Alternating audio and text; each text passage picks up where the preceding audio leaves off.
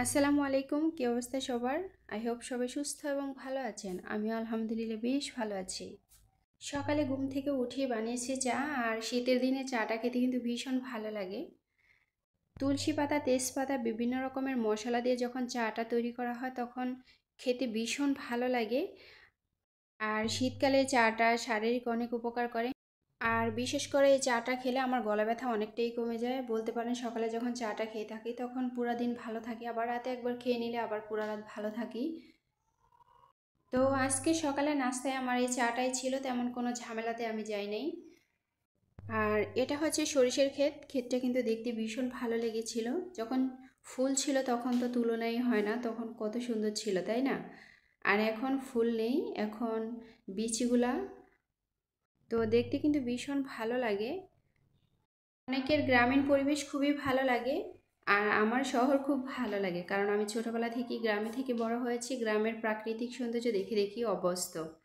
তা আমার কাছে শহর খুব ভালো লাগে, কিন্তু শহরে থাকার সৌভাগ্য আমার কখনই হবে না। তো মনে মনে ভালোবাসা আর কি। তো দুপুরে রান্না করার জন্য কিছু সিম পেড়ে নিয়েছি, আর অনেকেই জানেন যে আমার বাড়িতে সিম গাছ আছে, যারা আমার নিয়মিত ভিডিও দেখেন। তো নিজের গাছ থেকে সিম পাড়া মজাটাই কিন্তু আলাদা। তো আমার কাছে মাশাল্লাহ অনেক সিম এসেছে আলহামদুলিল্লাহ। যখন ইচ্ছে হয় তখন তুলে রান্না করি, তো ভীষণ ভালো লাগে।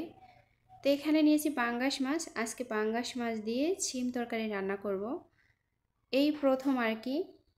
তো সাথে আলু অ্যাড করে দিয়েছি, আর সেই সাথে দিব টমেটো। তো পাঙ্গাস মাছ অনেকের প্রিয় খাবার, আবার অনেকে অপছন্দ করেন, কিন্তু পাঙ্গাস মাছ খেতে আমি ভীষণ পছন্দ করি।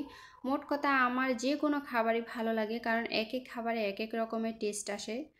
তো আলহামদুলিল্লাহ আমি যে কোনো খাবার খেতে ভীষণ পছন্দ করি, ভালো লাগে খেতে আর কি।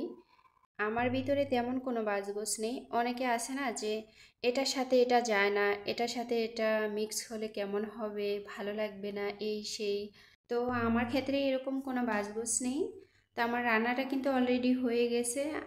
আর সেই সাথে একটু ডাল রান্না করে নিয়েছি, পাতলা ডাল। এই পাতলা ডালটা খেতে ভীষণ ভালো লাগে। আর সেই সাথে একটু ভর্তা হবে।